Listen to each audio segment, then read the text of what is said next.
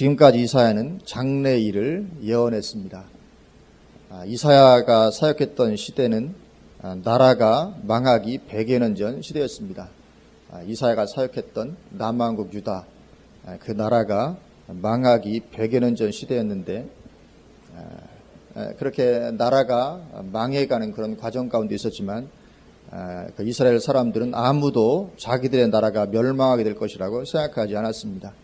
그런 시대에 이사야는 나라가 망할 것을 예언하고 나라가 망하고 포로로 붙잡혀갈 것을 예언했습니다.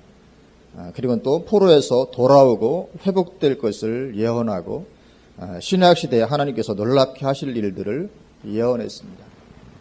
이런 장래의 일은 소망으로 넘치는 것이었습니다. 메시아가 오실 것이고 복음이 온 세상에 전파되게 될 것입니다. 그러면 인류의 역사는 이제 끝이 날 것이고 그리고 하나님의 영광으로 가득한 새하늘과 새 땅에 들어가게 되는 것이었습니다. 소망을 가득 주기에 충분했지요. 그래서 이 미래의 일, 이사야가 계속해서 예언했던 그 미래의 일은 소망으로 가득 찬 궁극적 소망이 넘치는 그런 예언이었습니다. 그러다 이제 이사야는 오늘 본문에서 이제 현실로 돌아옵니다. 그래서 이사야가 현실로 돌아오면서 맞닥뜨렸던 현실의 상황 어떠했습니까? 사람들은 즐겁게 살고 있었지만 영적인 눈으로 볼 때는 온 나라가 죄악으로 가득했습니다.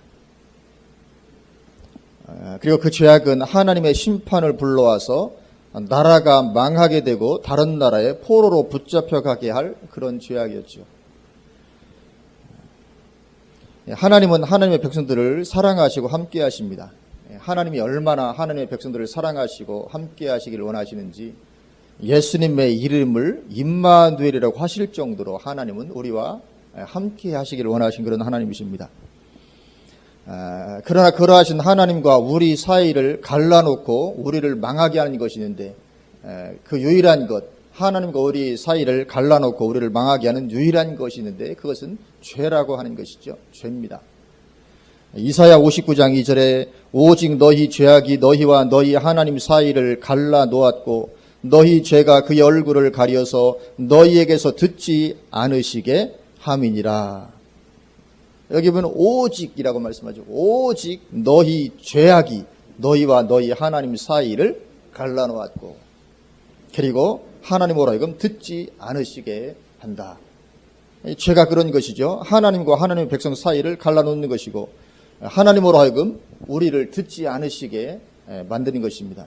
그래서 마침내는 우리를 망하게 하는 것입니다. 그것이 죄라고 하는 것입니다. 그런데 이스라엘 남왕국 유다의 온 나라가 죄악 가운데 있었던 것이죠.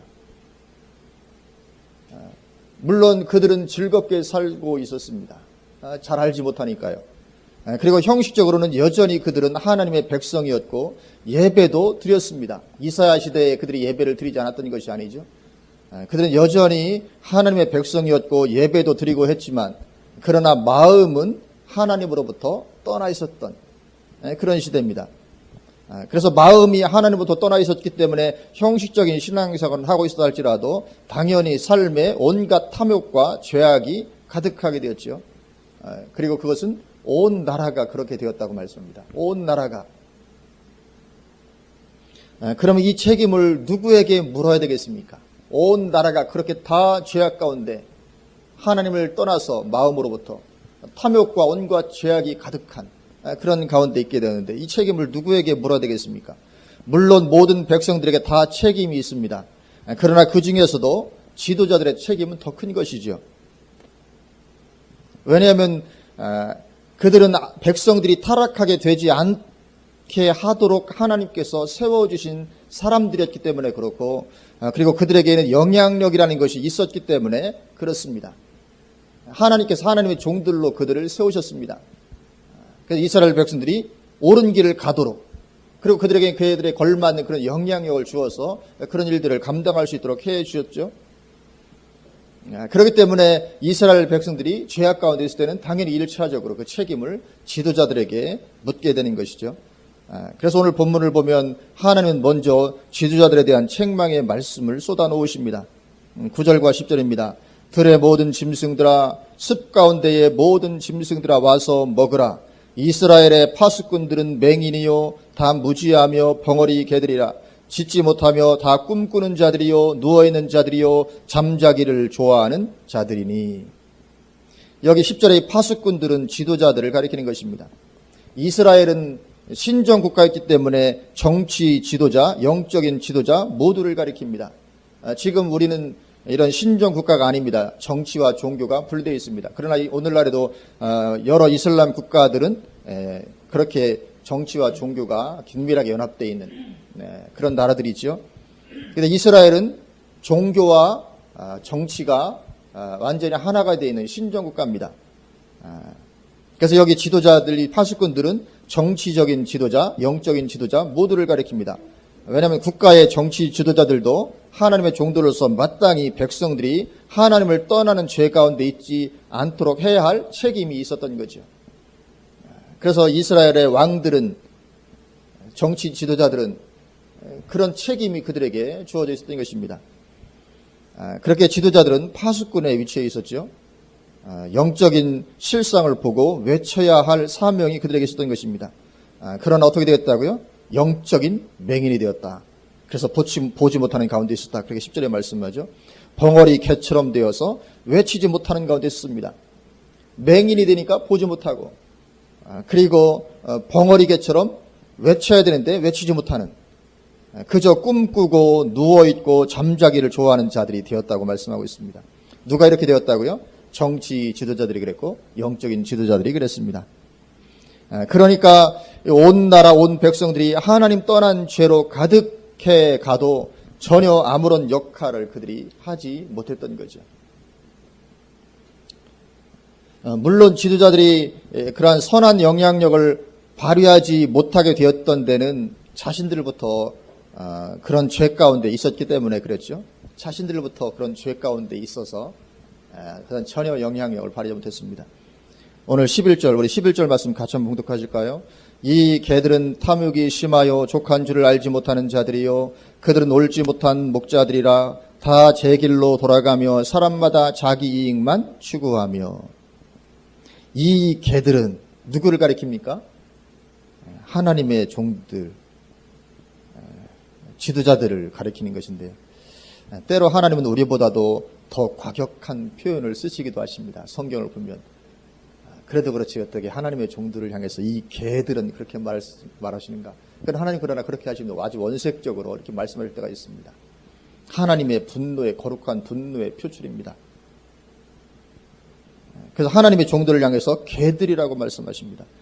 그러니까 하나님의 종이라고 해서 높아진 마음을 가질 것이 아니라 두려운 마음을 가져야 함을 보여줍니다. 왜냐하면 심판 때에 하나님은 하나님의 종이라고 더 봐주지 않을 것입니다. 네가 하나님의 종으로 수고했으니까 내가 너는 특별히 좀 봐줄게. 그런 것이 없습니다. 오히려 정반대죠. 오히려 더 크게 심판하신다고 성경은 말씀합니다. 형제들아 선생들이가 더 큰 심판 받을 줄 알고 너희는 많이 선생이 되지 말아라. 그래서 심판 때에 갔을 때 하나님은 네가 하나님의 종으로 나의 종으로 수고했으니까 내가 너는 특별히 좀 이렇게 잘 봐주겠다. 그런 것이 없습니다. 오히려 더 엄격한 잣대를 가지고 더 크게 심판하십니다. 그래서 하나님의 종으로 쓰임받는 데서 높아진 마음을 가질 것이 아니고 오히려 정말 두려운 마음을 가지고 더 두려운 마음을 가지고 서야 되는 것이죠. 그러나 그럼에도 불구하고 이들은 11절 말씀처럼 탐욕으로 가득했습니다. 족한 줄을 알지 못하는 정도였죠. 그리고 자기 이익만 추구했습니다. 그래서 나라의 지도자들이 이렇게 탐욕으로 가득하면 나라는 망하게 되어 있습니다. 그리고 영적인 지도자들이 탐욕으로 가득하면 교회는 망하게 되어 있는 것이죠. 지도자가 탐욕으로 가득하면 그 지도자가 영향력을 미치는 어떤 공동체든지 결국은 망할 수밖에 없는 것입니다. 그런데 문제는 이 탐욕으로 가득한 이게 표시가 잘 나지 않을 수 있다는 거죠. 표시가 잘 나지 않을 수 있다는 것입니다. 그래서 본인도 속고 다른 사람들도 얼마든지 속을 수 있습니다. 대표적인 사람들이 바리새인들이죠. 바리새인들도 똑같습니다. 바리새인들 역시 탐욕으로 가득했었습니다. 그러나 백성들은 그것을 인식하지 못하고 가장 존경했죠. 마태복음 23장 24절 25절에 맹인된 인도자여 하루살이는 걸러내고 낙타는 삼키는도다. 화 있을진저 외식하는 서기관들과 바리새인들이여 잔과 대접의 겉은 깨끗이 하되 그 안에는 탐욕과 방탕으로 가득하게 하는도다. 여기 바리새인들에 대한 말씀을 보면 오늘 본문 이사야 시대의 지도자들과 똑같은 것을 보게 됩니다. 똑같은 맹인된 인도자요. 역시 그들도 맹인된 인도자였습니다. 그리고 탐욕과 방탕으로 가득했다고 말하고 있습니다. 그러나 당시에 백성들로부터는 최고의 존경을 받았습니다. 바리새인들이 가장 존경받는 사람들이었죠. 이처럼 표시가 잘 나지 않을 수가 있는 것입니다. 왜냐하면 잔과 대접의 겉은 깨끗이 하기 때문에 그렇죠. 잔과 대접의 겉은 깨끗이 하되 그 안에는 탐욕과 방탕으로 가득하게. 그러니까 잘 표시가 안 나는 거죠. 10길을 물 쏘고 날아도 한 길 사람 쏘고는 알 수 없다는 것처럼 잔과 대접의 겉은 깨끗이 하니까 그 속에 탐욕과 방탕이 가득함에도 불구하고 사람들이 이것을 인식하지 못하고 얼마든지 더 존경할 수 있는 것입니다. 이것이 예수님 당시에 바리새인들의 상태였고 유대인들의 상태였고 그리고 이사야 시대 당시의 상태였습니다. 그런데 이 두려운 상황이 우리가 살아가고 있는 마지막 때에도 그대로 재현될 거라고 말씀하고 있다는 거죠. 디모데후서 3장 1절 2절에 너는 이것을 알라 말세에 고통하는 때가 이르러 사람들이 자기를 사랑하며 돈을 사랑하며. 여기 사람들은 그리스도인들을 가리키는 것입니다. 근데 마지막에도 똑같이 탐욕과 방탕으로 가득한 것, 디모데후서는 그것을 자기를 사랑하며 돈을 사랑하며 그렇게 표현하고 있을 따름인 거죠. 똑같은 것입니다. 그러니까 이것이 반복되는 것입니다. 그래서 우리가 구약 성경을 볼 때 우리는 이스라엘 백성들이 참 한심하게 여겨지고 답답하게 여겨지고 왜 이렇게 알지 못하고 죄악 가운데 살아가는가 그런 마음을 갖지만 그러나 실제로도 마지막 때 교회가 똑같이 이렇게 될 것이라고 성경이 말씀하고 있습니다. 이것이 바로 우리의 모습입니다. 오늘날의 모습인 것입니다. 이 시대가 이럴 거라는 것이요. 디모데후서 말씀은 우리가 사는 이 시대가 그럴 거라고 말씀하는 것입니다. 물론 점점 더 심해져 갈 것입니다. 지금보다 더 심해질 것입니다. 그런데 그렇게 타락이 진행되어 가도 바리새인들의 경우에처럼 잘 알아차리지 못할 수가 있다는 거죠. 그리고 대부분이 그런 가운데 있으면 또 그게 당연한 신앙인 것처럼 여겨지기도 하는 것입니다. 사실은 그게 더욱 두려운 거죠. 전반적인 분위기가 그러면 내가 그런 탐욕과 방탕 가운데 있어도 이것이 정상인 것으로 인식이 됩니다. 문제의식을 가지지 못하게 되는 것이죠. 이것이 그것은 굉장히 두려운 것입니다. 그렇게 탐욕으로 가득하고 삶은 방탕하게 됩니다. 12절 오라 내가 포도주를 가져오리라 우리가 독주를 잔뜩 마시자 내일도 오늘같이 크게 넘치리라 하느니라. 누가 지금 이렇게 하는 것입니까? 하나님께서 세우신 지도자들이 지금 이렇게 하는 것입니다. 하나님 앞에서 사명감을 가지고 살아가는 삶은 던져버리는 것입니다. 여기는 꼭 술 마시는 것만을 말하는 것이 아닙니다. 삶이 그렇게 탐욕과 방탕으로 가득했던 그 모습을 보여주는 것이죠. 그런데 아무리 하나님께서 하나님의 종으로 세우신 사람이라 할지라도 이러한 가운데 있으면 그 사람은 구원을 받을 수가 없게 되고 마는 것이죠. 마태복음 24장 44절에서 51절에 이러므로 너희도 준비하고 있으라 생각하지 않은 때 인자가 오리라 충성되고 지혜 있는 종이 되어 주인에게 그 집 사람들을 맡아 때를 따라 양식을 나눠줄 자가 누구냐. 주인이 올 때에 그 종이 이렇게 하는 것을 보면 그 종이 복이 있으리로다. 내가 진실로 너희에게 이르노니 주인이 그의 모든 소유를 그에게 맡기리라. 만일 그 악한 종이 마음에 생각하기를 주인이 더디 오리라 하여 동료들을 때리며 술 친구들과 더불어 먹고 마시게 되면 생각하지 않은 날 알지 못하는 시각에 그 종의 주인이 이르러 엄히 때리고 외식하는 자가 받는 벌에 처하리니 거기서 슬피 울며 이를 갈리라. 이 주님 다시 오실 때 있게 될 악한 종의 이야기입니다. 오늘 이사야 시대의 이 종들이나 예수님 때 이 바리새인들의 모습이나 마지막 때 주님 오시기 재림하시 직전에 이런 종들의 모습이나 다 지금 똑같은 그런 연장선상에 있는 것을 보게 되는 것이죠. 그리고 그들은 슬플며 이를 갈리라. 이곳은 천국은 틀림없이 아닙니다. 지옥입니다. 천국에서는 슬플며 이를 갈 리가 없는 것입니다. 그래서 12절 말씀처럼 내일도 오늘같이 크게 넘치리라 하지만 그렇게 크게 넘치는 것이 아니라 사실은 심판이 다가오고 있는 거죠. 그런데 영적인 감각이 무디어 있으니까 그것을 보지 못하는 것입니다. 그리고 이것은 지금도 마찬가지죠. 지금도 하나님의 심판의 때가 다가오고 있지만 많은 하나님의 종들이 보지 못하고 있는 것입니다. 그저 지금의 풍요를 누리느라 만족해 있는 것입니다. 사실은 지금 한국 교회에 많은 하나님의 종들이 이 가운데 있습니다. 왜냐하면 풍요롭거든요. 자기 건물만 있어도 교회는 대부분 풍요롭습니다.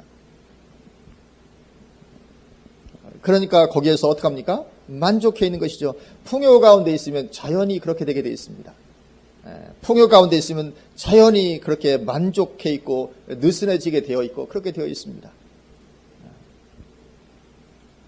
지금도 역시 동일하게 그런 상태에 있습니다.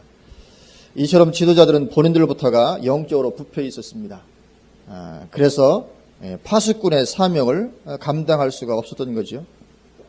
그래서 이제 공동체 전체가 다 그렇게 되어버리고 마는 것입니다. 지도자들이 그러면 결국은 그 공동체 전체가 그렇게 될 수밖에 없습니다.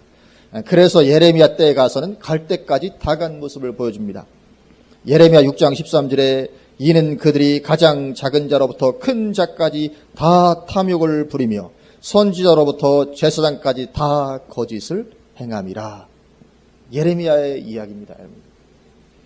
가장 작은 자로부터 큰 자까지 다 탐욕을 부린다고요. 오늘 본문은 지도자들의 얘기잖아요. 지도자들이 방탕과 탐욕으로 가득했는데 예레미야 때 가서는 지도자뿐만 아니라 가장 작은 자로부터 큰 자까지 다 탐욕을 부리며 선지자로부터 제사장까지 다 거짓을 행합니다.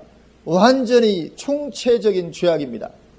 선지자부터 제사장까지 다 거짓을 행하고 탐욕 가운데 있고 가장 작은 자로부터 큰 자까지 다 그렇게 탐욕을 부르는 그런 가운데 있었던 것이 예레미야 시대입니다. 그래서 하나님은 심판을 선언하시는 것입니다. 오늘 본문 9절에 들의 모든 짐승들아 숲 가운데 모든 짐승들아 와서 먹으라. 누구를 먹으라고요? 하나님의 종들을 잡아 먹으라. 그렇게 하시는 것입니다. 물론 여기 들의 모든 짐승들은 이방인들을 상징하는 것이죠. 와서 잡아 먹으라. 하나님의 분노의 표현입니다.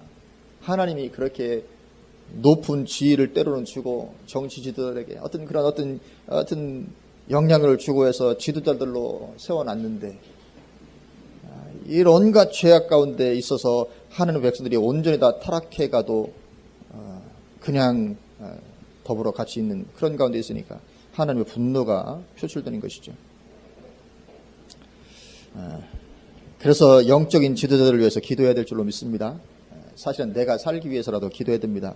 왜냐하면 신앙적인 영향을 받을 수밖에 없기 때문에 그렇습니다. 틀림없습니다. 신앙적인 영향을 안 받을래야 안 받을 수가 없는 것이죠. 그대로 받게 되어 있습니다. 그렇게 이사야 시대에 지도자들이 먼저 하나님을 떠나 타락하고 부패한 가운데 있습니다.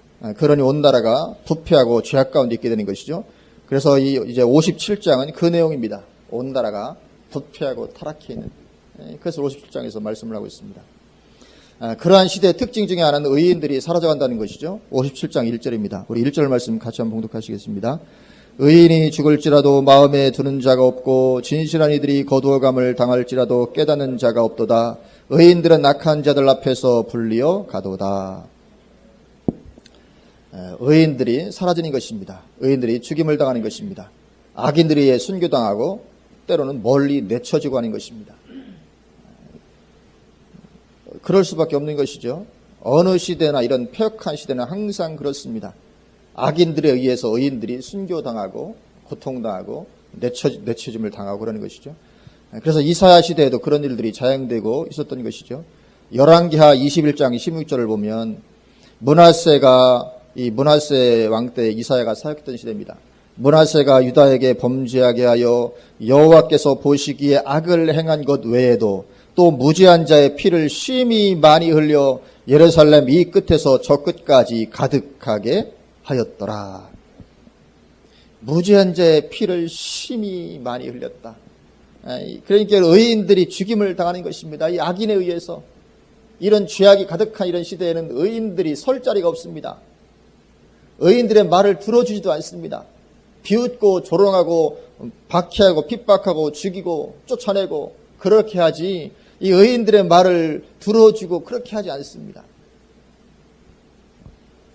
들어도 한 귀로 듣고 한 귀로 흘려버리는 것이지 마음의 변화를 일으키지 않습니다. 양심에 화인 맞으면 그런 거죠. 그렇게 다 쫓아내고, 그리고는 간신배들이 중심 권력을 차지하는 거죠. 그러니까 그렇게 돼버리는 것입니다. 그래서 이것이 정치계만 그런 것이 아니라 이런 현상은 기독교계에도 예외는 아닌 것입니다. 그래서 지금도 신실한 하나님의 종들은 교계의 중심권에 있지 못합니다. 오늘날에도 교계의 중심권에서 교계를 좌지우지하는 사람들에게는 신실한 하나님의 종들이 거기에 거의 끼어 있지 못합니다. 신실한 하나님의 종들, 교계의 중심권에 있는 것을 거의 보지 못합니다. 그런데 이것은 앞으로 점점 더 심해질 것입니다.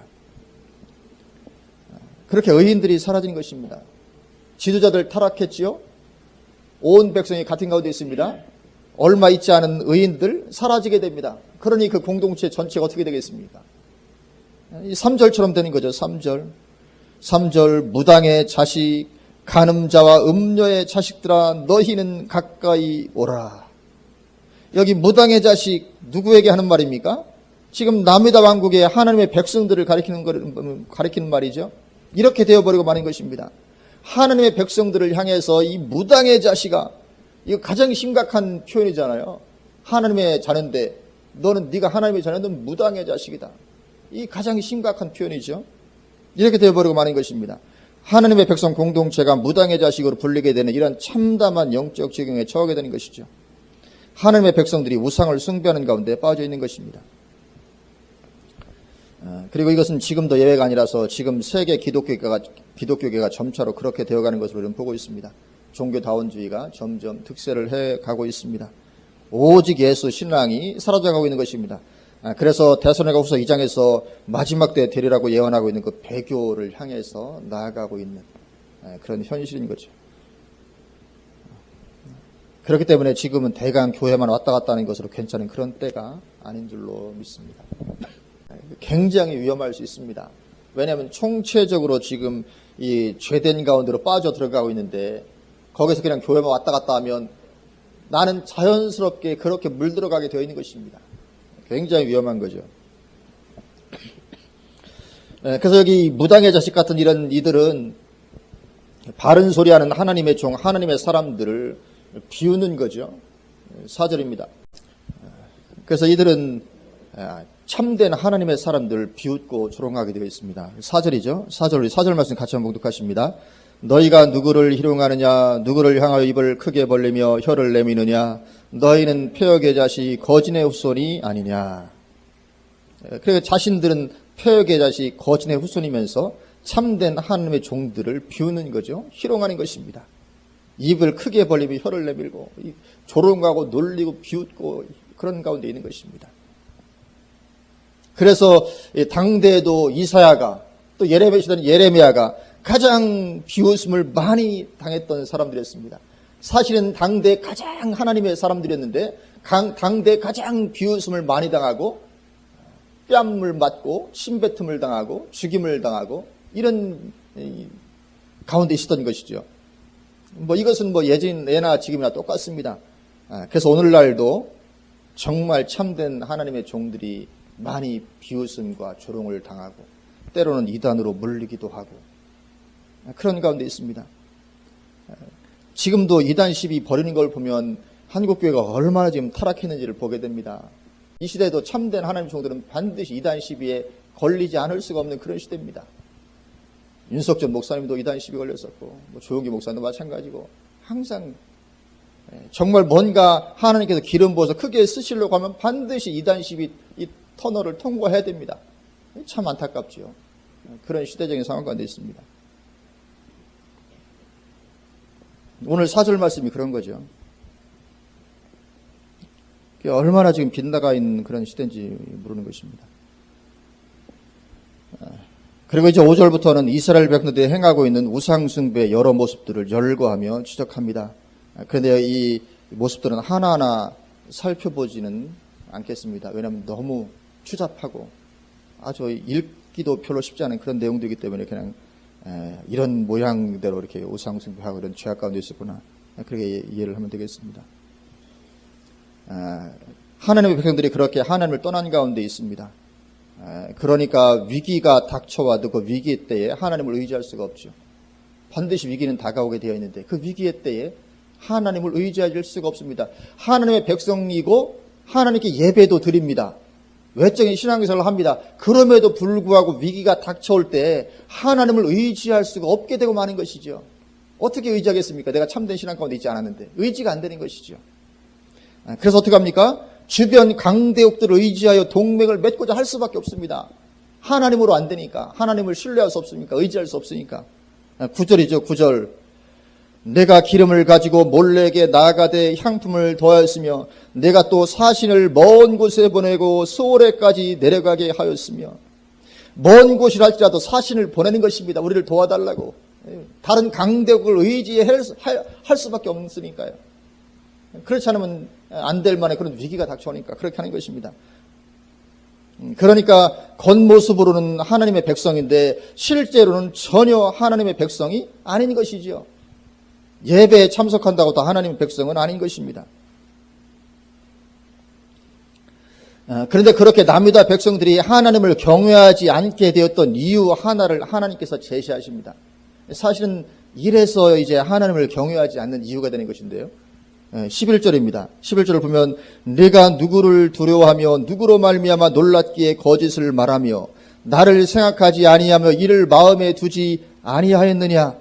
네가 나를 경외하지 아니함은 내가 오랫동안 잠잠했기 때문이 아니냐. 그러니까 지금 남왕국 유다 하나님의 백성들이 하나님을 경외하지 않고 그렇게 마음을 다른 데 두고 했던 그 중요한 이유 중에 하나가 뭐냐면 하나님께서 오랫동안 잠잠했기 때문이라는 것입니다. 하나님이 그렇게 오랫동안 잠잠하지 아니했더라면 그렇게 안 했을 텐데 내가 그렇게 오랫동안 잠잠하니까 너희들이 나를 경외하지 아니하고 마음을 다른 데 두었다는 것이죠.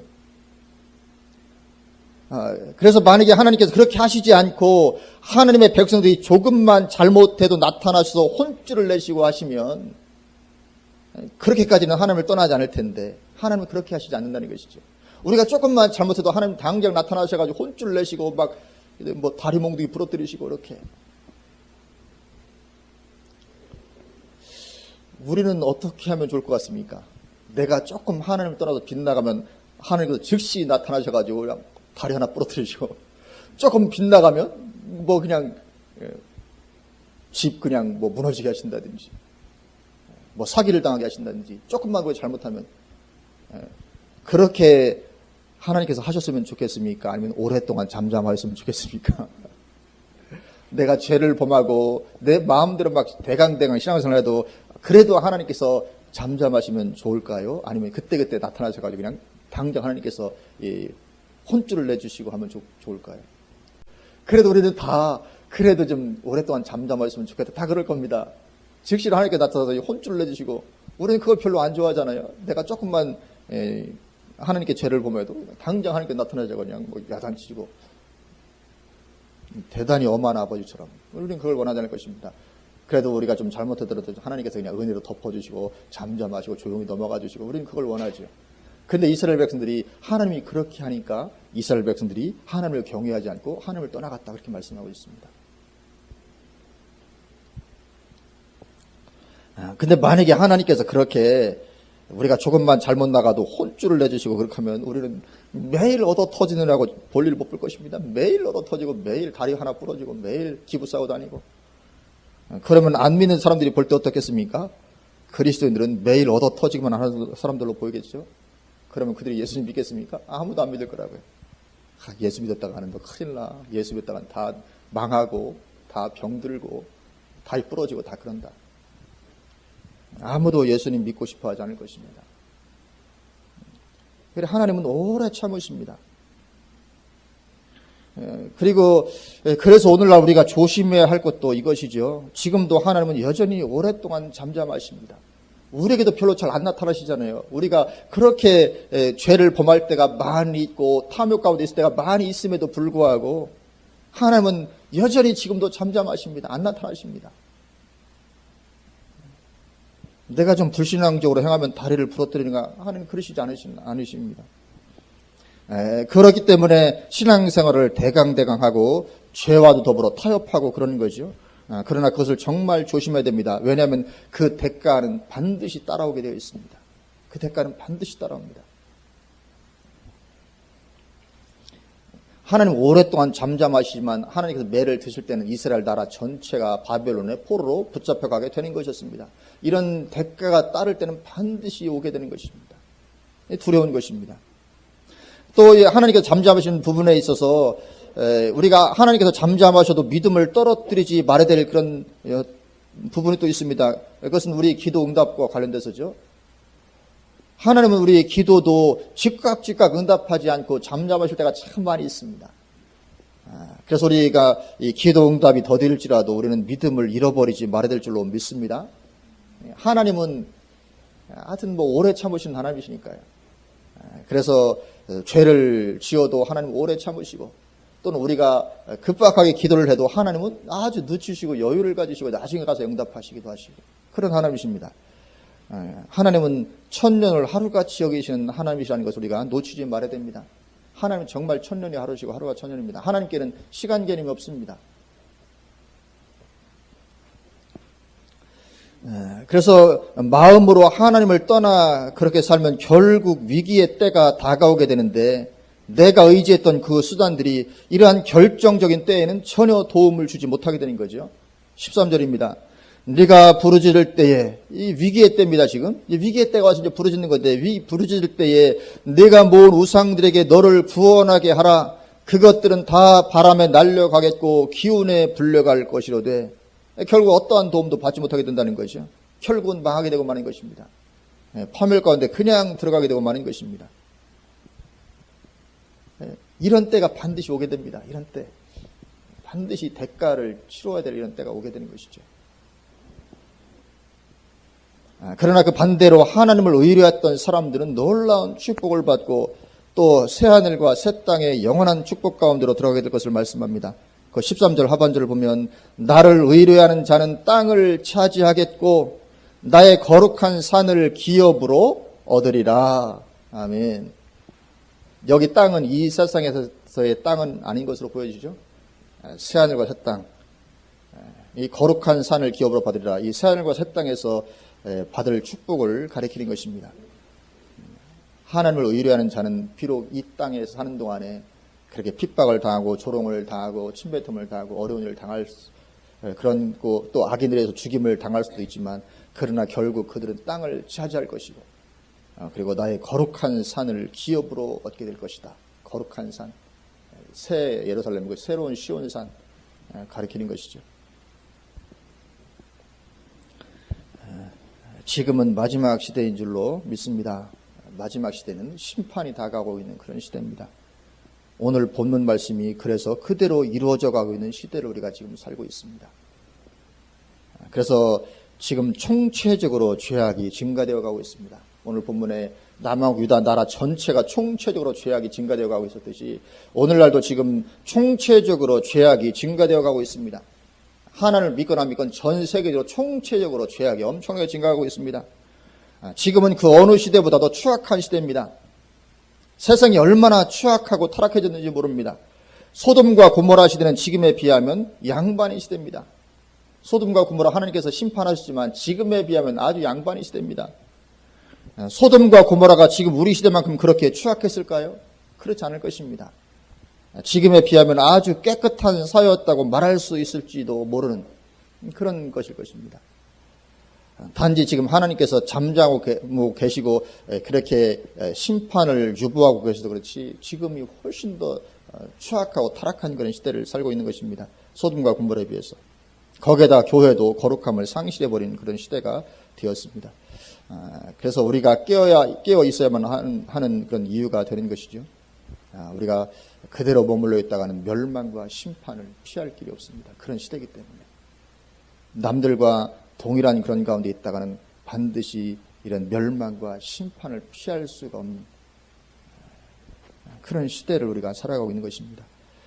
그래서 구약 이스라엘도 이 선지자들의 외침에도 불구하고 깨닫지 못하고 그대로 있다가 멸망을 당했던 것처럼 지금도 깨닫지 못하고 그대로 있다가는 동일한 멸망 가운데 들어갈 수밖에 없는 거죠. 그래서 우리는 탐욕에 물든 이 시대정신 가운데 그저 있어는 안 될 줄로 믿습니다. 지금 시대정신은 완전히 탐욕에 물든 시대정신입니다. 지금은 탐욕을 아무도 죄라고 말하지 않는 시대입니다. 아무리 돈에 큰 마음을 두고 있어도 아무도 뭐라고 하지 않는 그런 시대입니다. 그 시대 정신입니다. 그러니 그 가운데 그냥 있어서는 안 되는 것이죠. 말씀과 기도로 깨워서 주님을 늘 찾는 가운데 있어야 될 줄로 믿습니다. 주님으로 즐거워하고 주님으로 기뻐하고 주님을 의지하는 그런 삶을 사는 거죠. 13절 말씀처럼 그런 자들에게만, 왜냐하면 이런 자들이 남은 자이기 때문에 이런 자들에게만 새 하늘과 새 땅이 주어지게 되는 것입니다. 그래서 우리가 정말 회복해야 될 줄로 믿습니다. 우리가 이 시대를 따라갈 수 없습니다. 우리가 다른 그리스도인들도 따라갈 수 없습니다. 오직 성경에서 제시하고 있는 그 기준, 우리가 기준을 삼을 것이라면 산상수훈을 기준으로 삼을 수 있으면 굉장히 좋을 것 같습니다.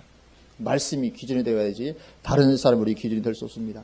산상수훈 같은 있는 말씀을 보면서 거기에 나를 비춰보면서 하나님의 은혜와 긍휼을 구하고 돌이키고 그런 삶을 우리가 늘 해야 될 줄로 믿습니다. 사도 바울이 늘 했던 것처럼 매일같이. 그 결과는 놀라운 축복인 줄로 믿습니다. 엄청난 기업이 마침내 새롭게 될 때 우리가 엄청난 그 영광스러운 기업을 받아서 누리게 될 줄로 믿습니다. 아멘. 기도하시겠습니다.